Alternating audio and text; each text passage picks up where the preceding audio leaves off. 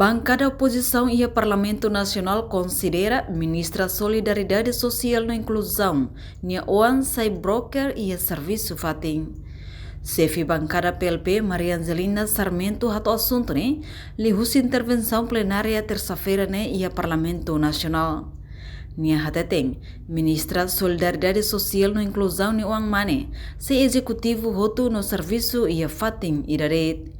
Deputada ne afirma, Oan usa casaco ou gravata rápido, mas bem mentalidade broker, também ne husuba comissão anticorrupção atual investigação cleamba situação irene. Mídia social.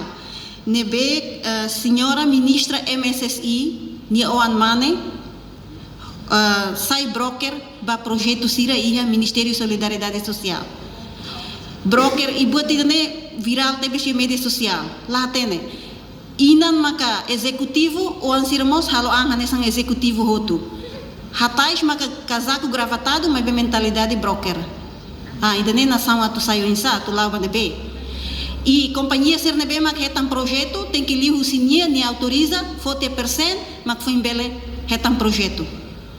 Idane ami husubaka atu bele investiga tamba ia fulangira kliba diretor agricultura niang mos halo bot nebe hanesang viral media social e power husi media social iha duni efeito senhor ne hetanduni chamada no processo na iha kak ami husu atu kak halo mos ba senhora ministra MSSI ni Oan nebe mak sai broker iha MSSI.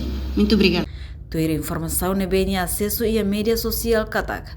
Funcionário Ministério Solidariedade Social e Inclusão, ou Companhia Balum, bahalo confirmação tenderização e a Ministério Solidariedade Social, no presidente equipa de júri ba tenderização hatang, basira dehang, tem que lihusi mão apai, ministra Nia Oan mane, para bele menang, tamba sela lihusi apai, sira la bele halo botida.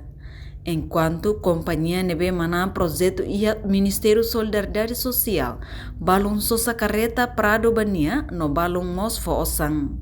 No companhia Sira nebe nia halo broker, makanesang mobiliário, companhia Zoni Nazaret, ATK, companhia Sagas 55, Foz, companhia Camestiles, combustível inclui companhia Borala.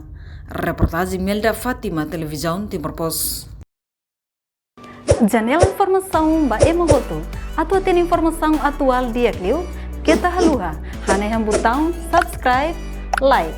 Halo comentário no fahe tutang ba media sosial hoto.